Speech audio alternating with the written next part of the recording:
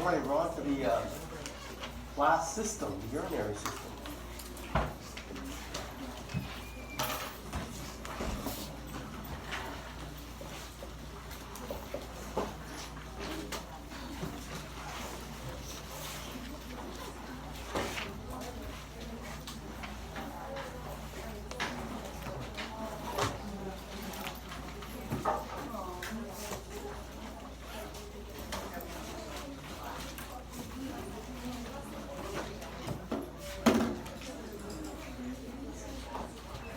We're going to focus on the kidneys, but the urinary system is all of these things.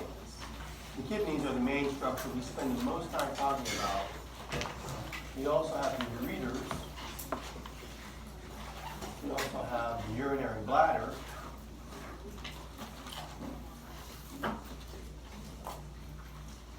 We have the urethra.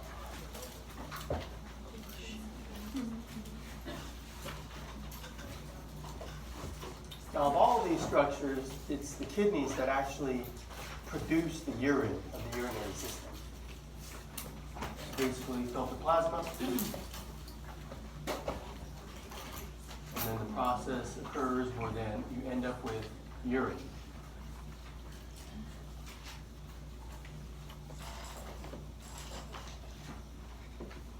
We'll spend the vast majority of the time talking about the physiology of the kidney.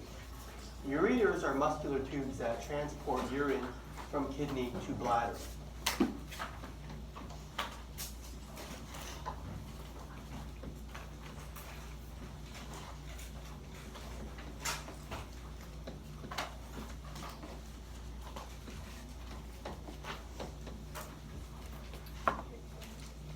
The bladder is simply a holding chamber for the urine.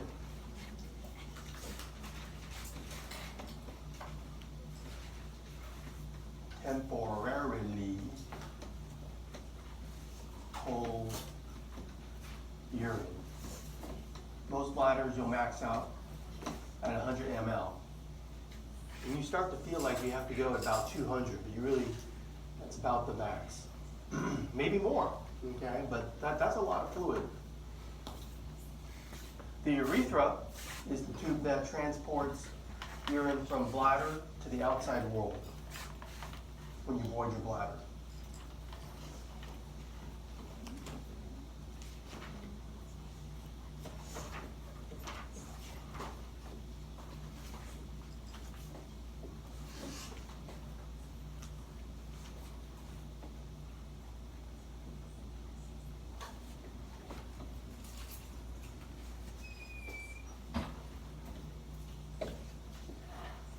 So this is the system, and the kidneys, they produce the urine. All of these things are pretty much retroperitoneal.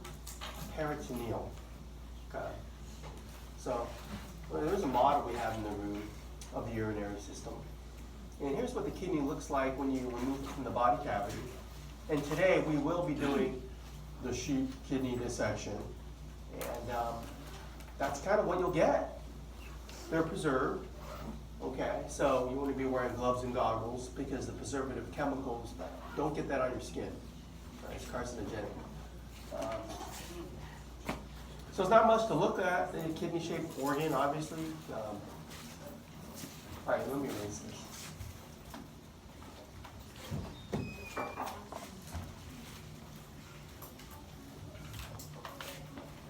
The gland we studied before, the suprarenal gland, or the adrenal gland is on top there. I won't write that on the board. You're supposed to know that. We studied it in endocrine, but it's sitting right on top of there.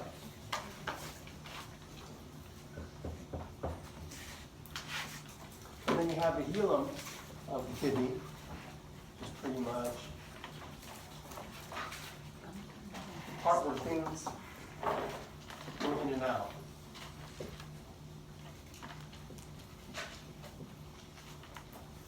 Kind of this indentation area there. So it's the renal artery that's delivering the blood that will be filtered. Blood going in, the renal artery. And And of course, blood coming out, renal vein.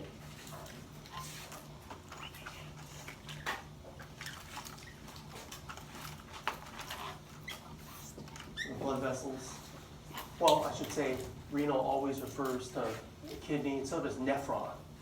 So those are the two Latin Greek word roots that always mean kidney, renal, nephron. Okay, well, you filter the blood, you produce urine. So whatever has not been reabsorbed and kept in the blood will exit through your ureter.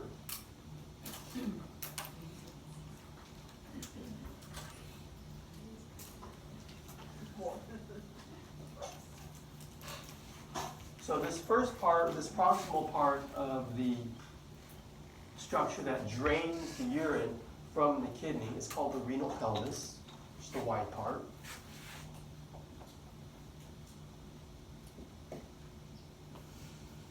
And then more narrows and descends retroperitoneal down to the bladder, it crosses the iliac vessels, I mentioned that before. That's the ureter. Okay, and there's a fibrous capsule. Really, what you can't appreciate from this picture, but what holds the kidneys in place is the renal fascia. Okay, that holds the kidneys in place retroperitoneal.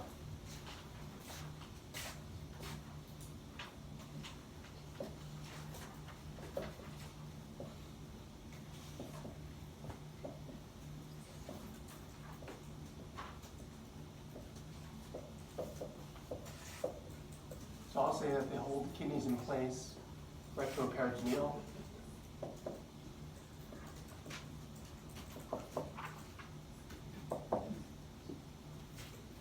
They make the kidney difficult to see, and you can't see it, you have to look for it. You just have to know where to start digging.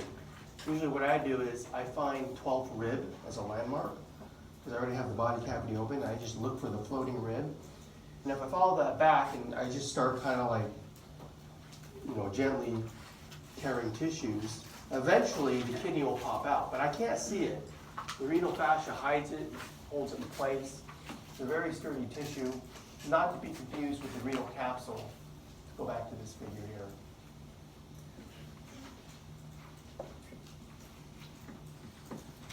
It's just a covering. Okay, it's renal capsule, or this figure calls it fibrous capsule.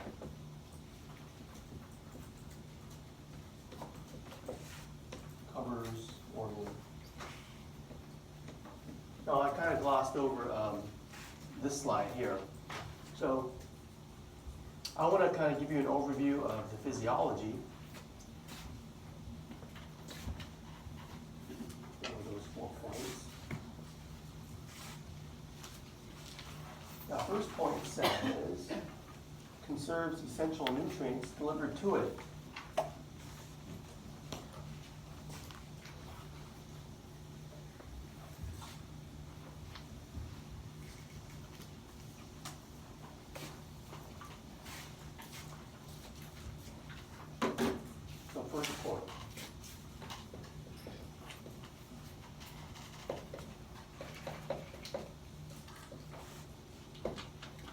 Conserves is a good word. It's like when you conserve something, you preserve it for the body. So if the kidney's filtering all your blood and you don't want to lose it to the urine, you must reabsorb it.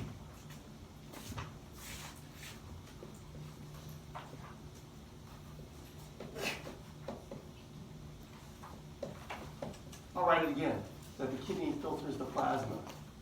If a filtered substance is not reabsorbed, it's excreted in the urine. Okay? If a filtered substance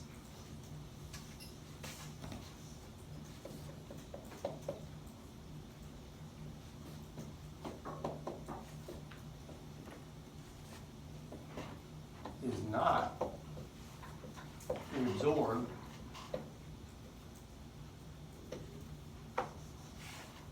it is excreted in the urine.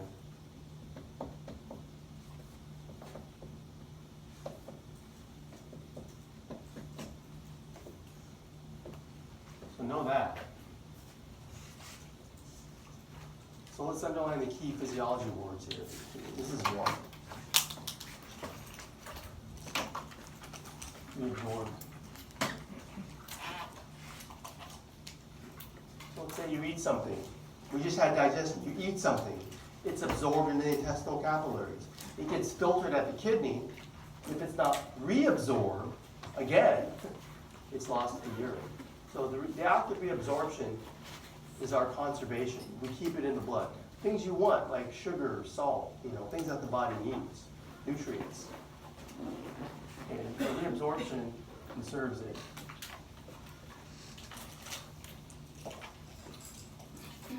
Something that is excreted, it's eliminated from the body.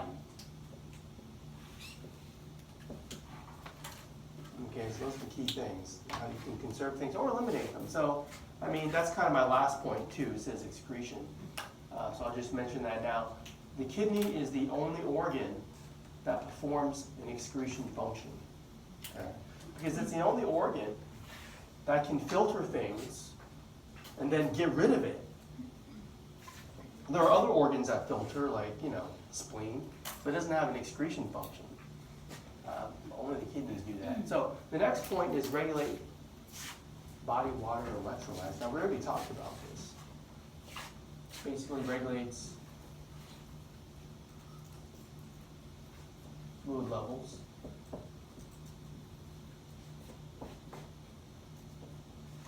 And electrolytes, let me give you one. Sodium. The kidney is targeted by aldosterone.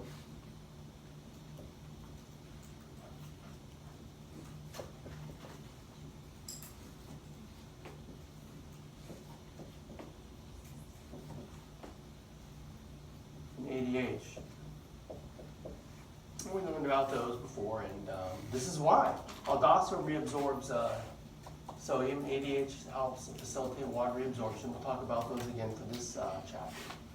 So that's why it regulates fluid levels and electrolytes. It does play a critical role in acid-base balance. Think about this. So we have hydrogen ions and we have bicarb. The kidney has an ability to excrete or reabsorb those molecules.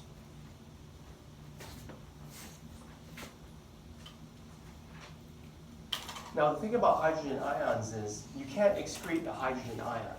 You need to buffer it with a larger molecule. Those molecules are too small. They'll just kind of attack biological tissues. So we'll talk about the buffer systems, but just very simply, think about this.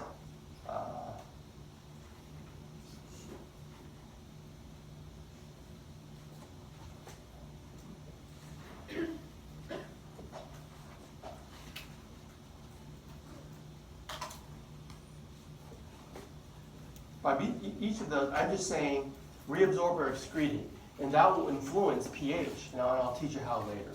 So both of those coupled together, do one or the other, put it back into the blood or excrete it out of the blood, you're going to influence blood pH. So either increase or decrease blood pH. Because let's say the homeostatic imbalance is the blood pH is getting too low. And you want to counteract that. Well, the kidney has an ability to increase the pH of the blood. Or let's say the reverse. Whatever the imbalance is, now the pH is getting too high. Well, you can acidify the blood. Okay, so that's kind of like what we're talking about there. I'll get into that later.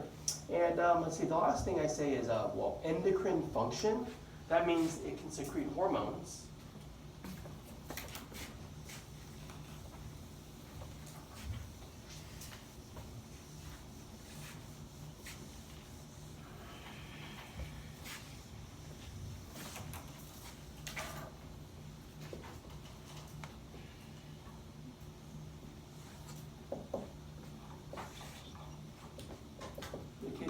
Renin and EPO. I already talked about EPO in the blood. It helps increase the crit. And we talked about renin before too, haven't we? And what comes up again here. Okay, so. All right, so done with the physiology overview. Now, if you kind of look at the kidney under the microscope, this is the smallest functional unit of the kidney that we're going to talk about here. It's called the nephron.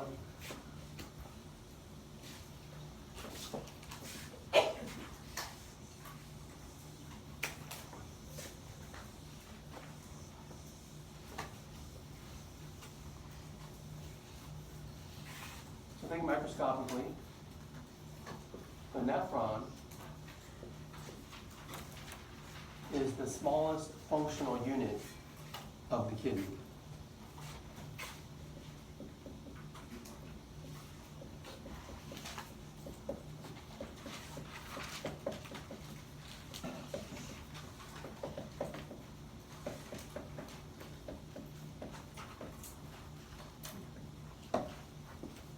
You got about 1 million of these per kidney. And it's simply an epithelial tubule. It's a tube. And it performs all the functions. Well, anyways, the functions are the colored arrows. For example, that first F, that's colored red, is filtration.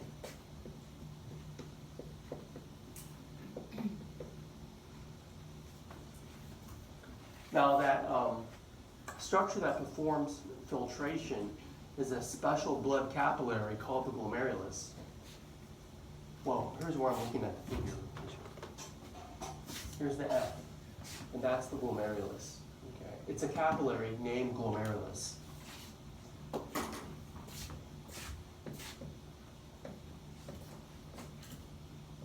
Glomerular capillaries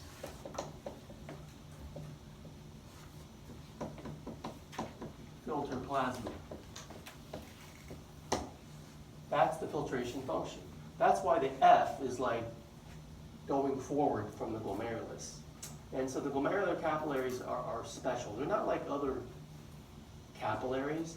They're called glomer because glomer means ball of yarn. So this capillary bed is named for its shape. It's kind of a weird capillary bed. Usually capillaries you observe gas exchange, but notice how the blood coming in is oxygen rich, it's red. Then you filter the plasma, then the blood going out is still oxygen rich, so there's no gas exchange at the glomerulus. But there is the filtration function, but no gas exchange.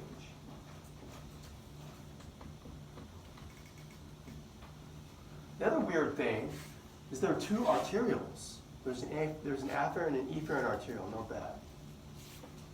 There's afferent. There's afferent arteriole.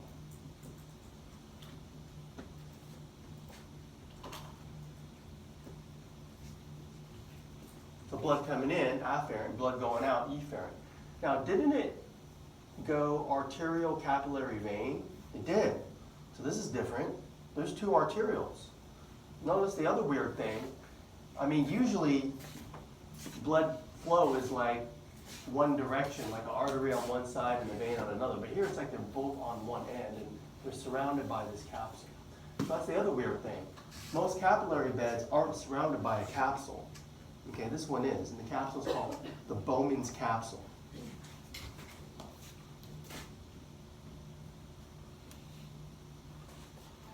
Surrounded by Bowman's capsule. You might see other names for this capsule. I kind of still call it the Bowman's capsule, renal capsule. But the point is, it's an epithelial capsule surrounding the capsule. So it's catching everything that's filtered. Okay, that's a good thing because you want to modify the filter. When you filter plasma, whatever makes it through the filter, in this case the glomerular capillaries, we call it the filtrate.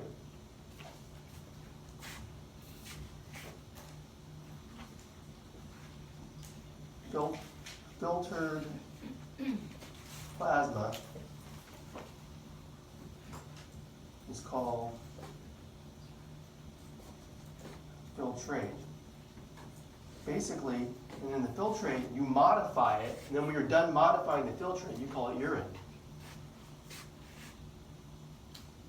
So I'll just say modify. Now how do you modify it? We'll look at the rest of the tube. The first part of the tube, after the Bowman's capsule, is called the proximal tubule. Well, the full name is proximal convoluted tubule. That's the next part of the nephron.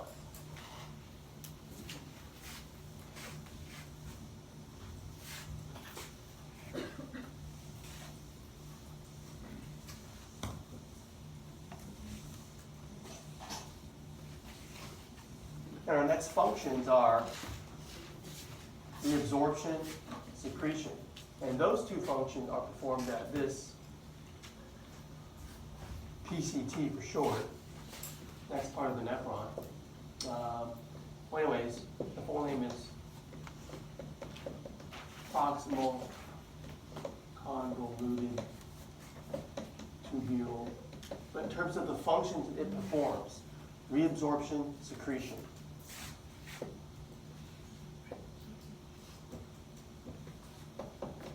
So if you look at the figure, reabsorption is the green arrow, so that's where you remove something from the filtrate and you put it into the blood.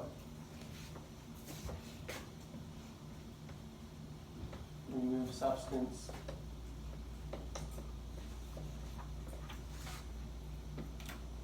from filtrate, and then you put it into the blood.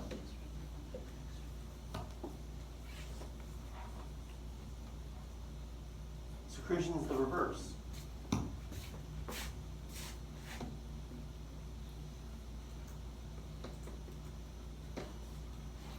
You secrete something from the blood into the filtrate.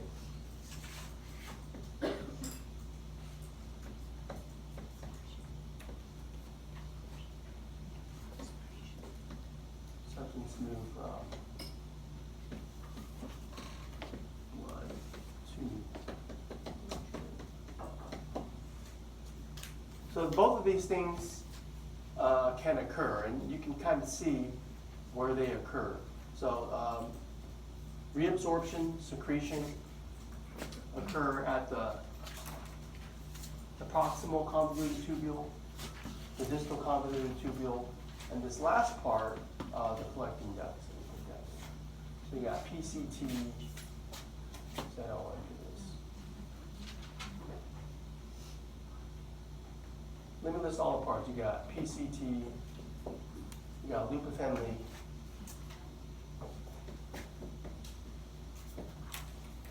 you got DCT, you got collecting duct.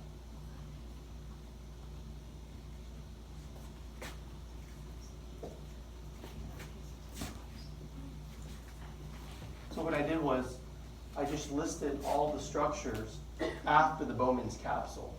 And what I would do is I would just kind of note which functions are performed. PCT performs reabsorption, secretion. The loop of Henle, only reabsorption.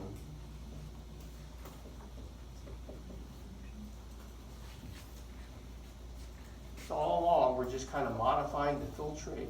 The goal is we're producing urine. Now, the reason why the loop of Henle is only performing reabsorption is, what I haven't told you yet is, this loop is dipping into like a very deep part of the kidney that's very salty. There's like a salt gradient. And when you force a plasma-like isotonic fluid through a salty environment, you just tend to pull water and salt out of it. That helps concentrate the urine, but we'll talk about that later. All right, so DCT also performs both reabsorption, secretion. What does DCT stand for? Distal convoluted tubule. So look at this term and just change the P to a D. And also that brings up another point. Why is it distal? That's a relative term. I guess what's the central point? I guess they're referring to the Bowman's capsule. So the first part after is the proximal. When we get close to the end, it's distal. Okay, so the other thing is collecting duct performs reabsorption, secretion.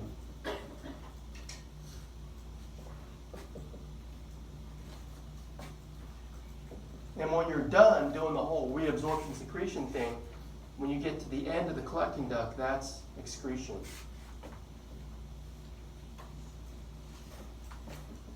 It means you're done modifying the filtrate. You can simply call it urine. So you filter, reabsorb, secrete, done modifying it. Yeah, excretion. Now the thing about the filtration function, you only filtering the plasma, only very small molecules are able to get past the filter. Okay, that's why I emphasize you filter the blood plasma. You're not filtering the blood cells. There's an analogy that's usually given for these processes. It's like if you have a donation box in your house and you're putting stuff into the box to donate. Let's say the box is a fixed size, but you can only donate things that fit in the box. Like a TV might be too big to put in there, or other appliances are too big. So you can only donate things that fit in the box. Which function is that analogous to? Filtration. It fits in the box or it doesn't. And that's kind of where I'm going here. All right, let's say you're like me and you have a donation box. I'm too lazy to go, so I just leave it in my garage for a couple of weeks. I'll get around to taking it over there. But as it sits there in my garage, my wife, my kids say, "Oh, wait, don't donate that. I want that." And they take things out. Well, what is that analogous to? Reabsorption. Yeah. But then let's say, oh, wait a minute, let's get rid of this. Is that box still in the garage? Like, yeah. So you put it in. So that's like secretion. You just keep doing this. Take things out, put things in, take things out, put things in. Then finally, I take it to Goodwill. And then that's it. You can't modify what's in the box anymore, right? So that's like excretion. That's kind of what's going on here. And we'll go through each part. But what I want you to see for now is, how does that nephron structure fit in this organization? This is basically your dissection today. Make a note to yourself. This will be a good picture to look at while you're doing the dissection. It's not a very difficult one. You just cut the organ right in half, so you can open it like a book, and then think, which one do I want to use? Use both of them, I don't know. And then start just tagging things. And I'll get some dissection pins out, I'll get some lap tape out. You can just kind of write on the tape on your pin, just stick it in there, and I'll come around, I'll just kind of look at all your structures. And this is the general organization of the kidney and all things that we can see with the naked eye.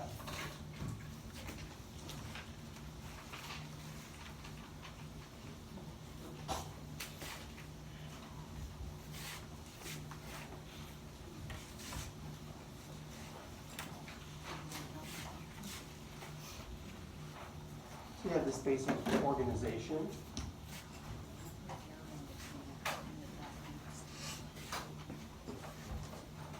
And notice you have these big, I'm drawing them bigger than they really are, just for ease of illustration.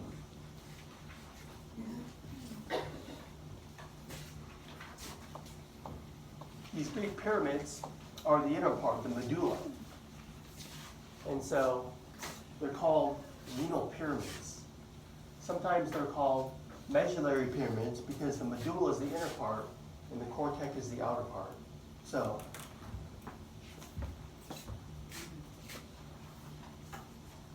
the area from here to here, going all the way around, is considered renal cortex.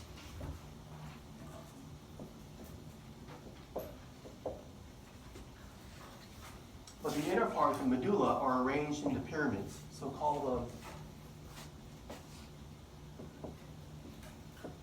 medullary pyramids. Or call them renal pyramids.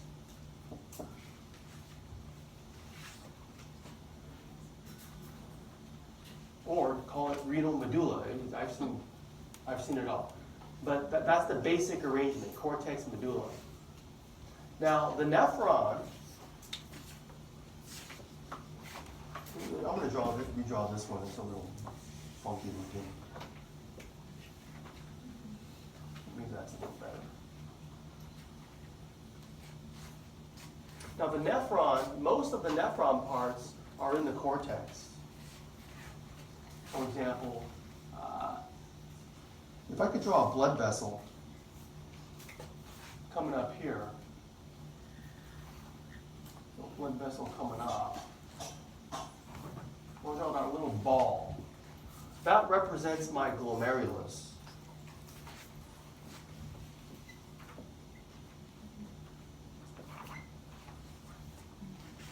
You find those in the cortex. Then I'm going to put my little Bowman's capsule around it.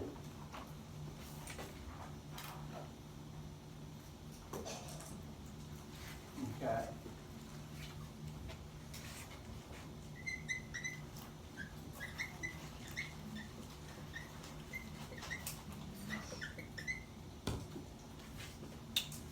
And then you have your whole tubule thing, the PCT, the loop of Henle, the DCT, into a collecting duct.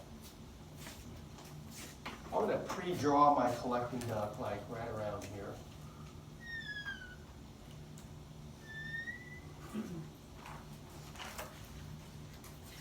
So notice the collecting duct. There's a part of it that's in the cortex, and there's a part of it that's in the medulla.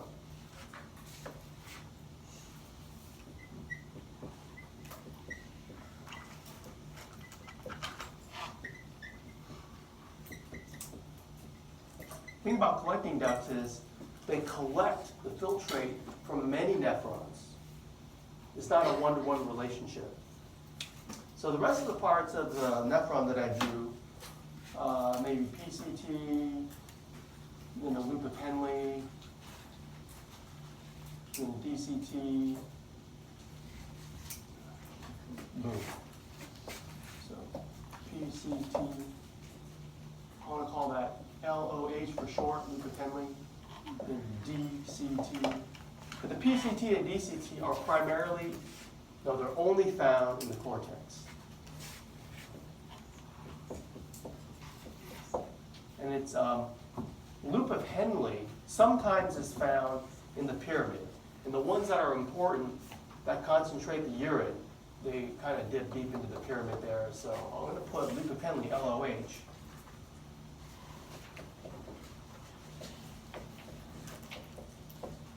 Under renal pyramid or medullary pyramid. Okay, so that's kind of how the nephron is organized within kidney. I didn't even draw it completely anatomically correct, but I just want to give you a basic idea of how it's organized. Okay. So are there any questions about how the nephron is put into the cortex medulla thing?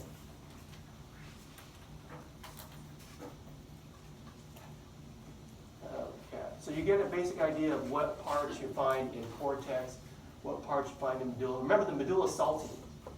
Okay, don't try to taste your kidney today, obviously. I think all the salt's been washed out, but the salt gradient is really important for concentrating urine so you don't lose all your body fluids.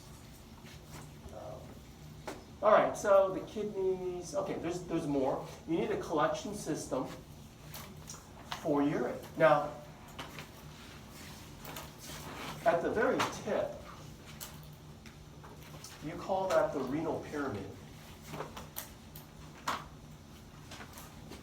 Let me see if you have a term here. Yeah. At the very tip of the renal pyramid, you call it renal papilla, excuse me. So like right here, I'll draw a green line tracing it, just the tip. Let's just call that renal papilla, the tip of the pyramid.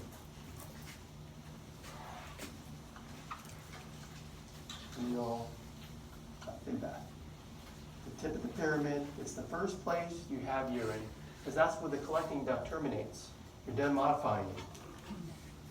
First place you have urine in it.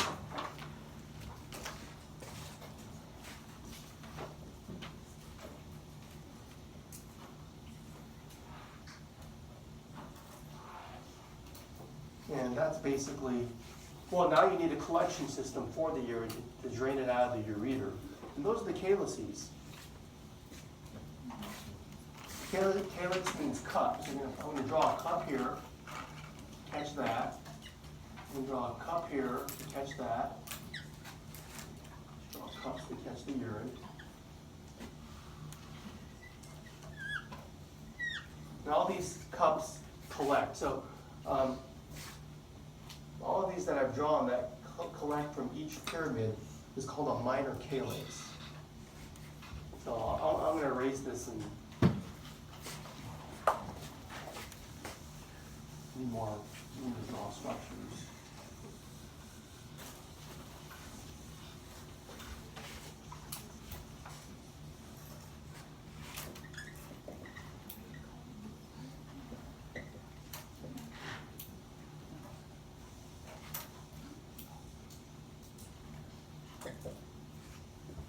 Calyx. An alternate spelling is C-A-L-I-X, and I believe that's how it's spelled on this figure. C-A-L-I-X. But the Y-X is more common. That's usually what I see more. Now those minor calyces are going to merge and form major calyces.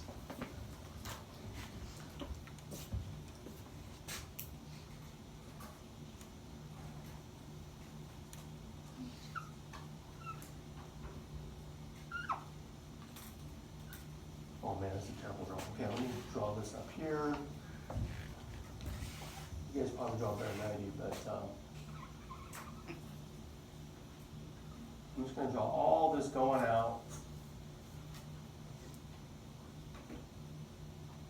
The point of drawing it is to help you learn it better, but just think of this. If I put a dot there versus there, if I put it right close to the renal papilla, I'm going for minor calyx, but if I point anywhere after a couple of minor calyces merge, I'm trying to go for major calyx. And all the major calyces will merge to form one renal pelvis. And then the renal pelvis will narrow into the ureter, which I discussed before. So I've listed the terms in order of drainage, okay? Look at the picture.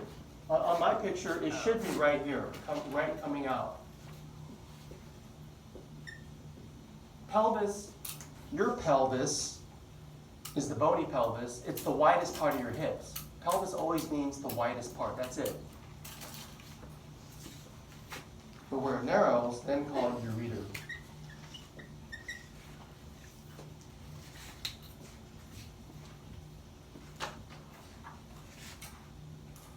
All right, that's enough now.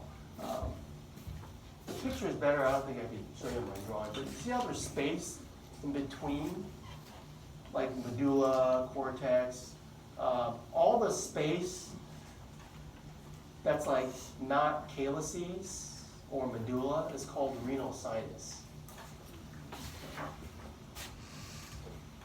Maybe I can draw it a little bit. The space between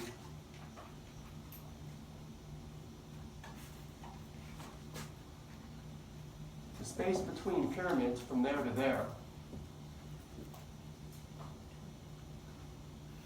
is called renal column.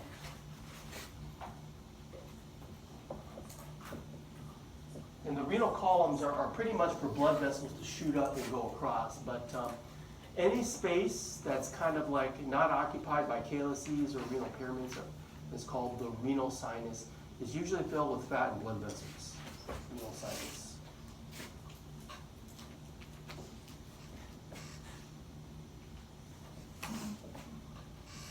Space filled with fat vessels.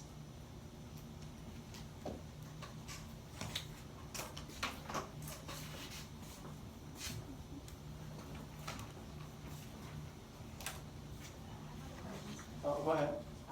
Does the Medullary Pyramids end on the renal kidney, or does it continue into all of these, like starting renal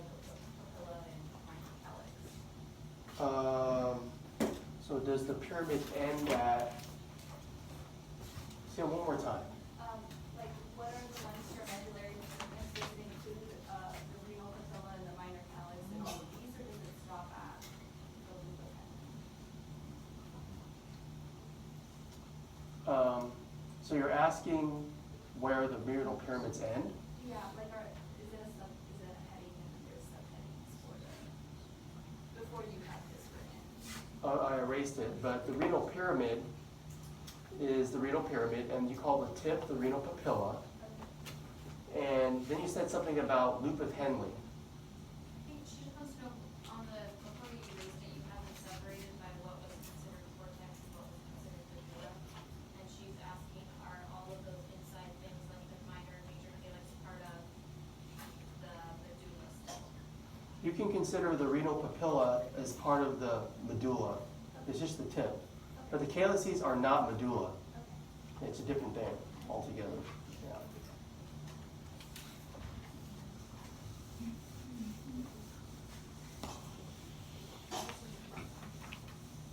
So basically, you're going to have cortex, then you have medulla, and then you have calyces. Think of that as a third thing. So the drainage system is separate from the medulla. Think of it that way. Like the picture here. You have a discrete tip and then a collection system. Yeah. Any other questions on the organization of kidney? Okay.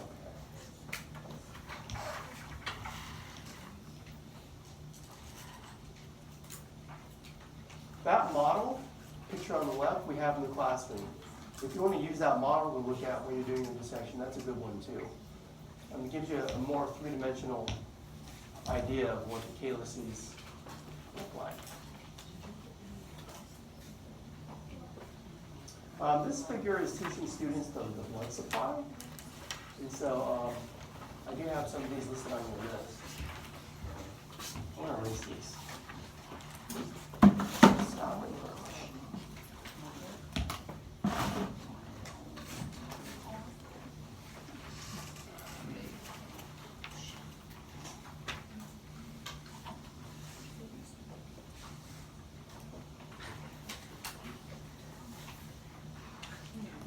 I want you to learn from the picture. I'm just going to list the arteries in order of how they branch off the renal artery. That's all I'm going to do.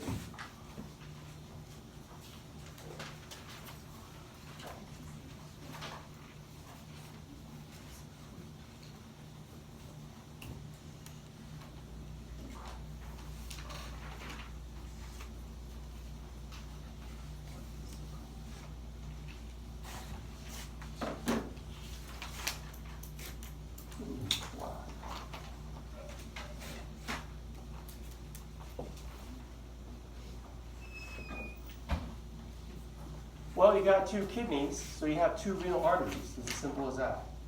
Each deliver to the right and left kidney. This happens to be left.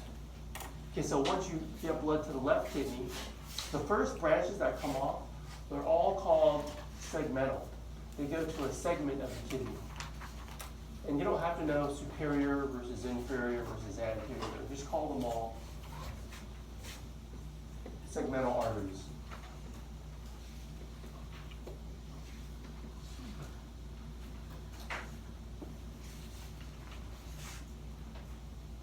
Then if you follow the segmental artery, it's going to kind of go in between the lobes or the pyramids. And when it gets inside of a pyramid there, well, let's follow back here. It's going to branch, then go up the renal column there. That branch, like for example, right here or right here, when a segmental artery branches, it branches into interlobar arteries, because it's the arteries going in between lobes or the pyramids.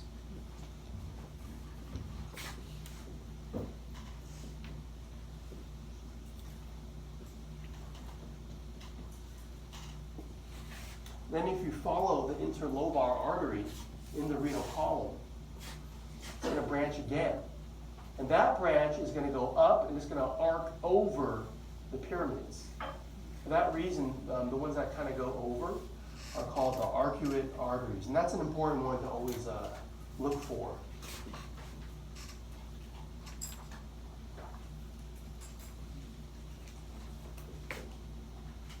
The arcuate artery, use it as a landmark. They kind of go over the pyramids. It's kind of like the boundary between cortex and medulla.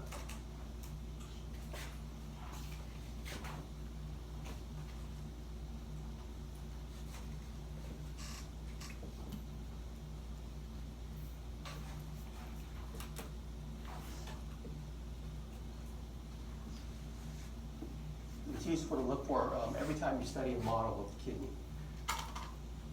Now, if you kind of look here, there's all these little branches coming off. So what I tried to do was I zoomed in on that.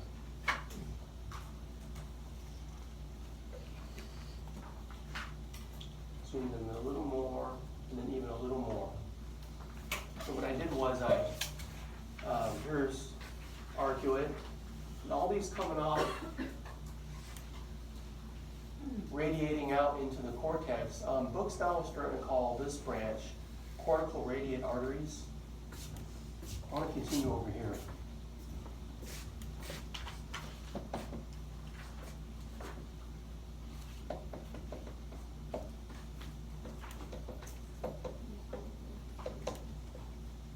Now the term I still use for cortical radiate artery is interlobular artery.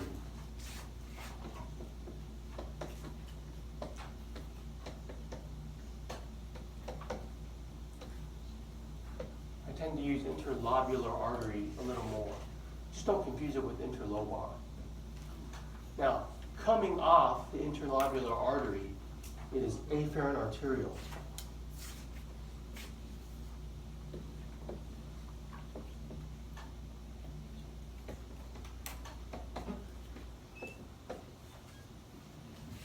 And that leads right to glomerulus.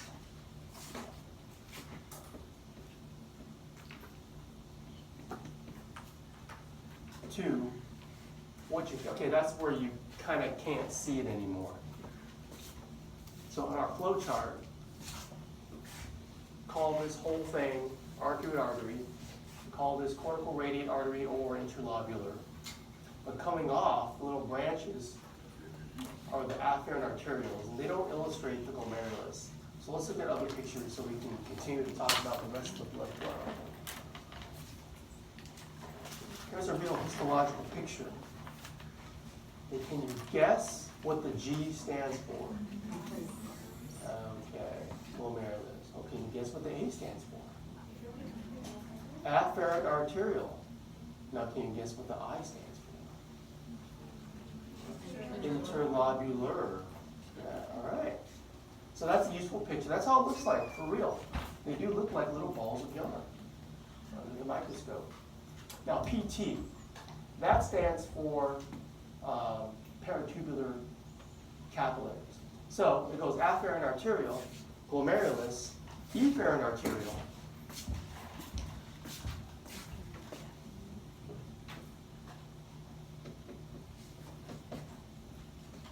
That efferent arteriole will take blood to another capillary bed, the peritubular capillaries.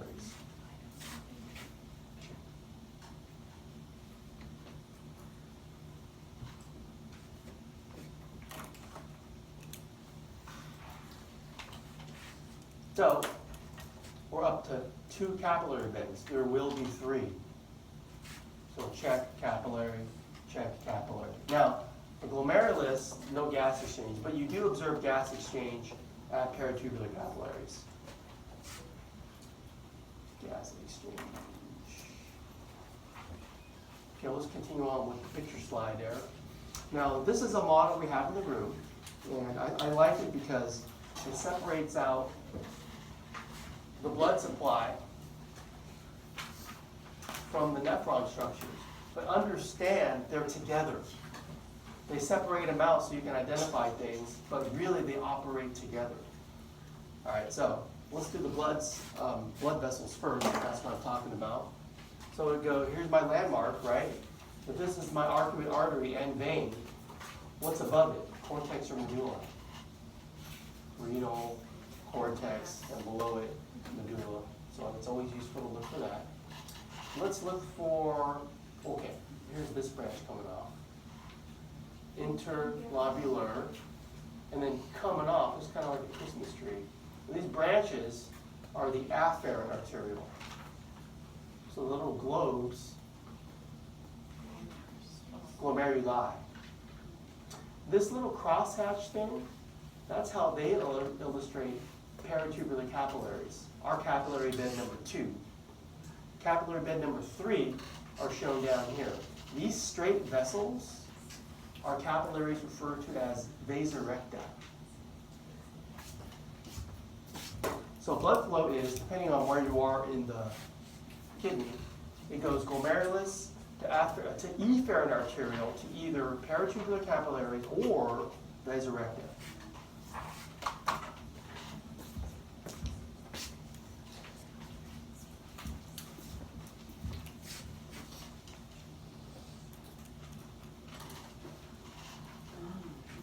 Vasa recta, V-A-S-A-R-E-C-T. Remember, recta means straight. These are straight vessels for the capillaries.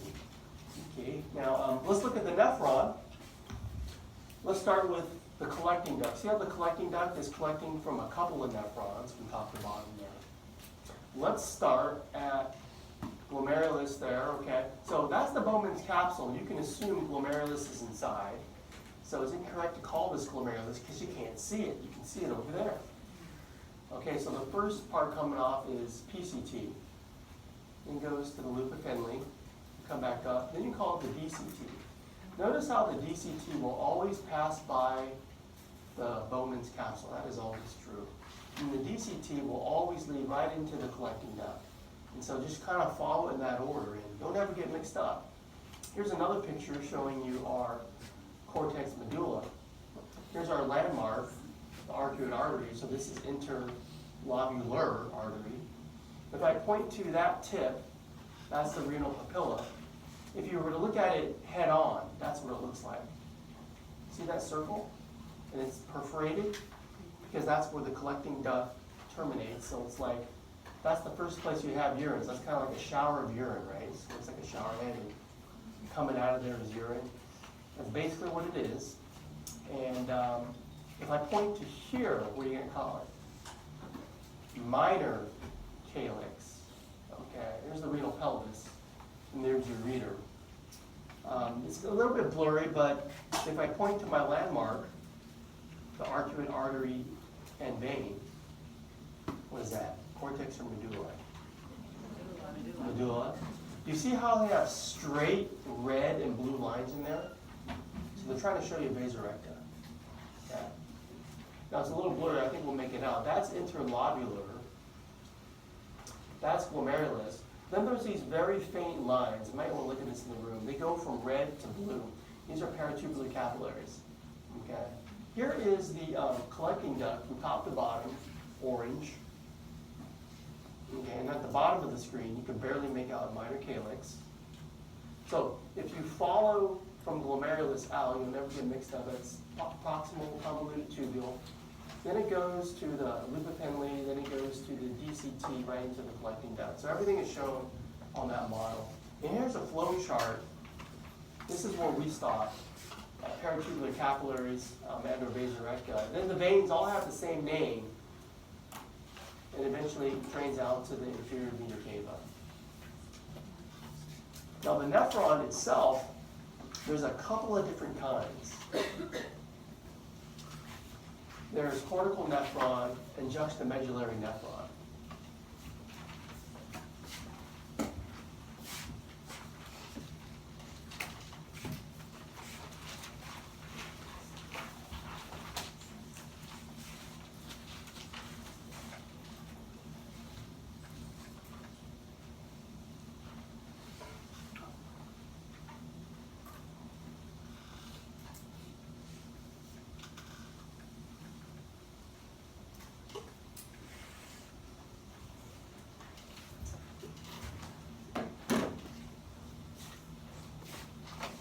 here's my landmark artery, the Arcuate Artery, right?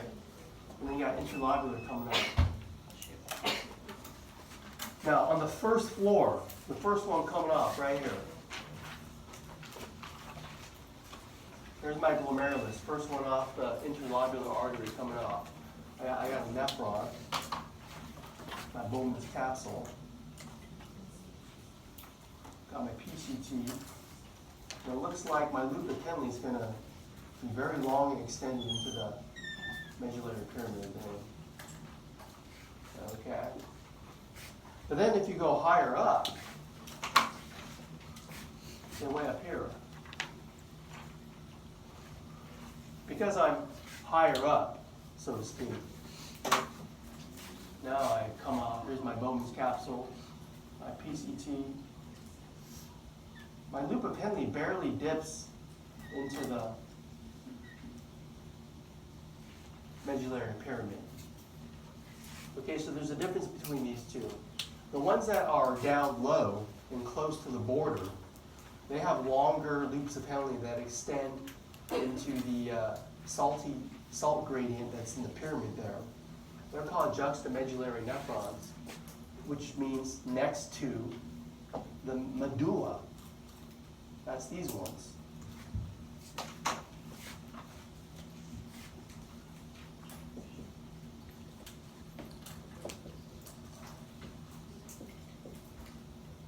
These ones represent about 15% of all nephrons, and they're important.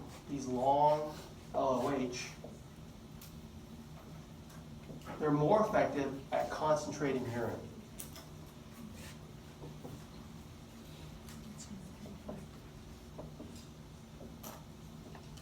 Not so much the ones that are higher up, because their loop of Henle's don't extend deep into the salt gradient, so you can't pull as much water and salt out. So these ones are called cortical nephrons.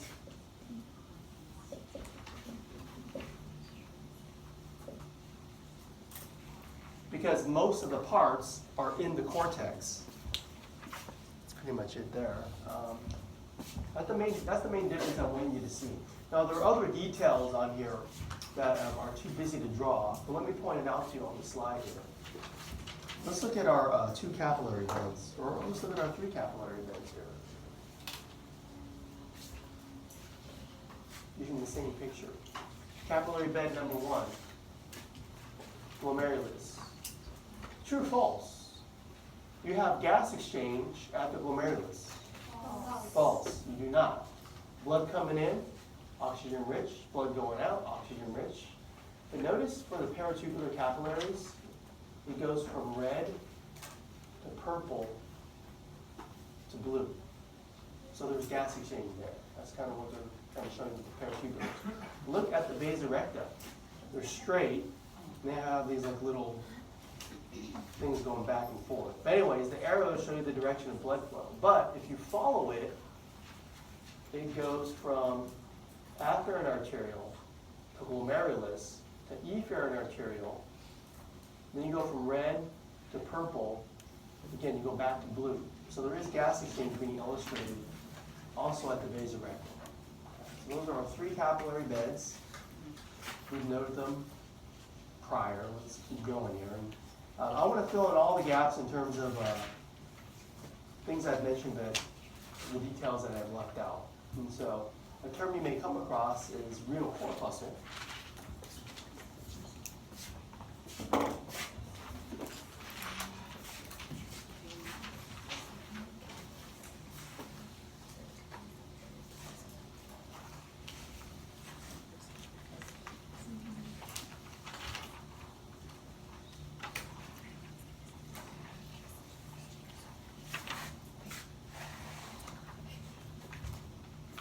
The renal corpuscle is simply the Bowman's capsule with glomerulus inside. That's usually how I think of it.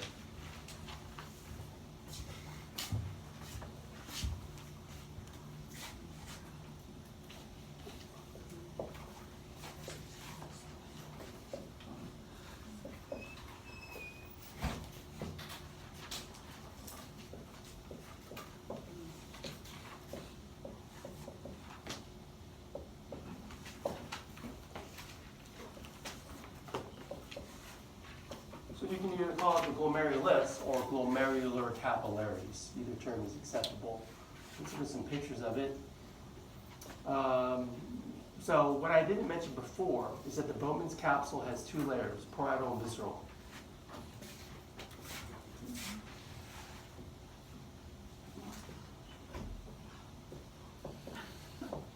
So if you look at this, the picture, the parietal layer, that's kind of like, well, the number one on my slide. That's really the capsule part. It's just catching all the filtrate. It's like a capsule function, right? It's a capsule. And it's made out of regular, simple squamous ET. Epithelial tissue cells. That's all it is. It's a capsule. Number one.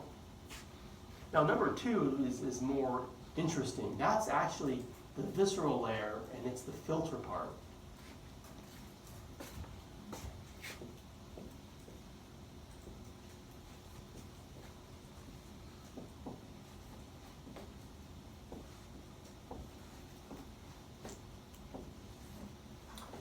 The name of those cells are called podocyte cells and have these foot processes that help form filtration slits, hence your filtration function. So this is related. It's formed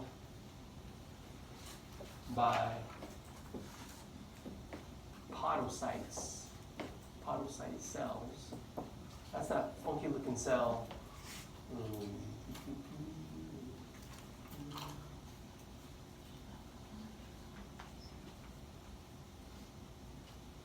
That guy.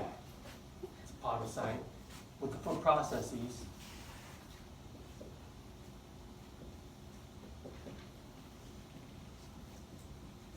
It's all these little feet-like things.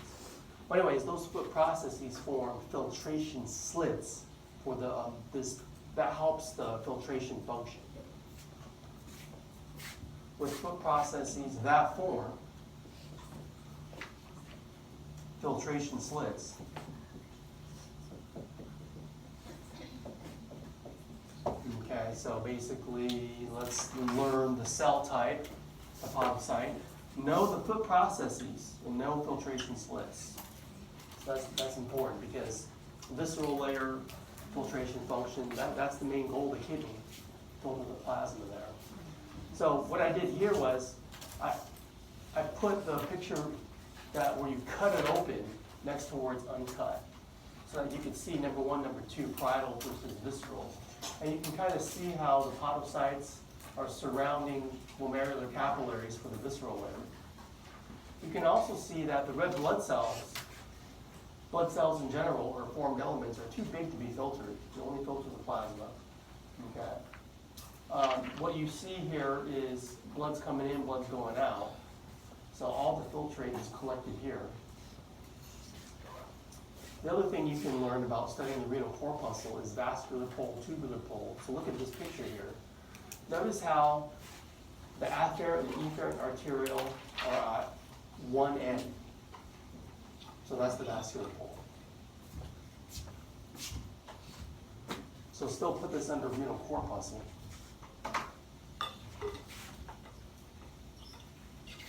Let me clear this out.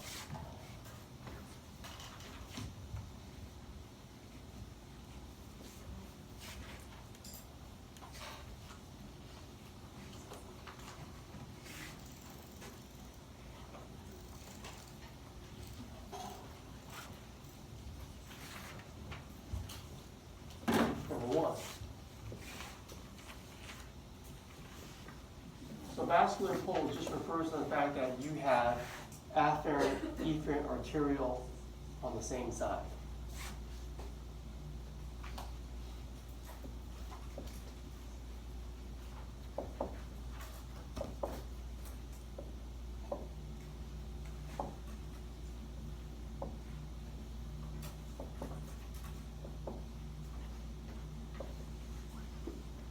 So hence the term vascular. But there are other things besides these two vessels. I see this cut tube that always passes by the vascular pole. And this is the DCT right there. Okay, now the DCT, the full name is distal-convoluted tubule, but I just like to abbreviate it. There are specialized cells of the DCT right there, and there's specialized cells of the afferent arteriole right there. I'll teach those later, but for now, I'll just list afferent, efferent, arteriole, DCT. That's pretty much the vascular pole. The tubular pole is the first part of PCT.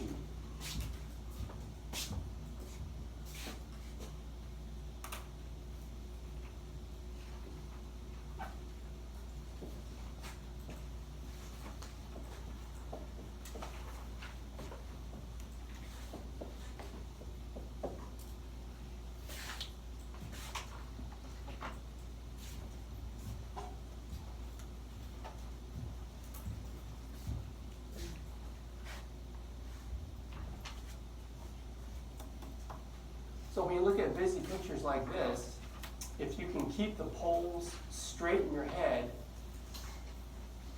you shouldn't get lost. Let's see if I can do this on getting lost. For example, if you're looking at this picture, I always look here first. And if I can find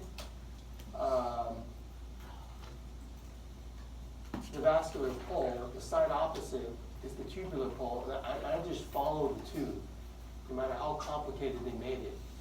Here's the loop of Henle after the PCT. It always turns back on itself and then goes up. And then the DCT will always pass by where you started. Okay, wait, it goes back there. There it goes. I almost got lost. There it goes. And then the collecting duct. Now that takes practice to kind of keep following it, and there's a blank picture you can study. Well, let's do it again. Okay, here is the vascular pole. So what pole is that? That's the tubular pole. It's the PCT. So I'm just going to follow this one.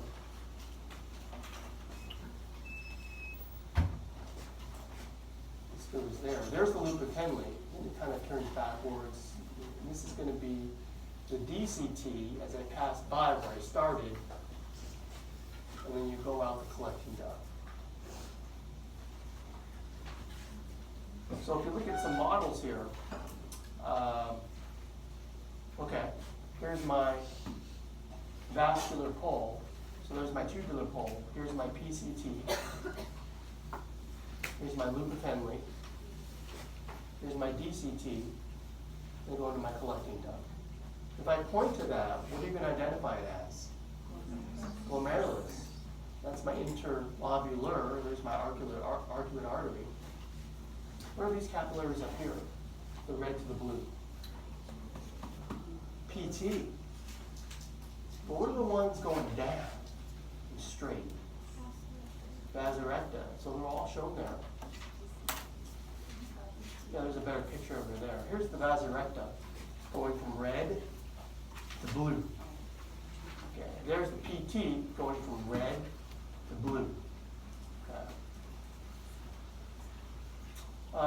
Let's do it again. Now, which one is this? The afferent or the efferent? The afferent is always the one that comes off of the interlobular artery. You should remember that. So it goes afferent arteriole, glomerulus, efferent arteriole. This is the vascular pole, tubular pole. So the light green is the PCT, loop of Henle, and the DCT always passes by kind of where you started, and you follow it to the collecting duct. What are the capillaries up here called? Peritubular, and the ones down here are always called vasorecta. Okay, so you see the pattern there, you're starting to get it, and there's one that's labeled for you. We looked at that one before. Let's look at this one. Kind of turn your head sideways. Here's my landmark, 7 and 8, my arcuate artery. So this is all cortex up here. So, number one, the green ball. Yeah, I would call it a Bowden's capsule. It covers the glomerulus. So, okay, well, number 2 versus number 3. Afferent versus efferent. Okay. Okay, let's follow one.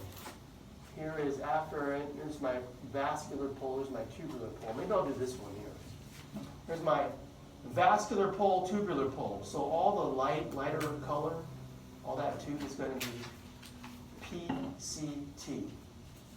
You follow it down. Lipopendily, it goes back up. So this dark purple is DCT. Now, what is there more of? PCT or DCT? Well, it's obvious in this one.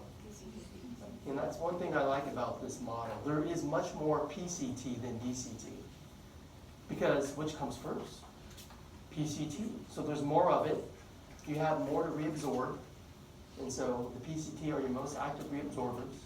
By the time you get to the end, there's not much left to reabsorb. You don't need as much tube, I guess. It always goes PCT, then DCT, then collecting duct on the way out. What do you think 14's going for? Which capillary? Peritubular capillary for number 14. Okay. What do you think 13's going for? Vasa recta. So you can see how these straight vessels give rise to the give rise to these capillaries that go from red to blue there. Okay, well, I think that's about it for this one. There's one that's labeled. You can study that when you're at home. Let's take a break and we'll talk about this when we get back. Come back at 9:30.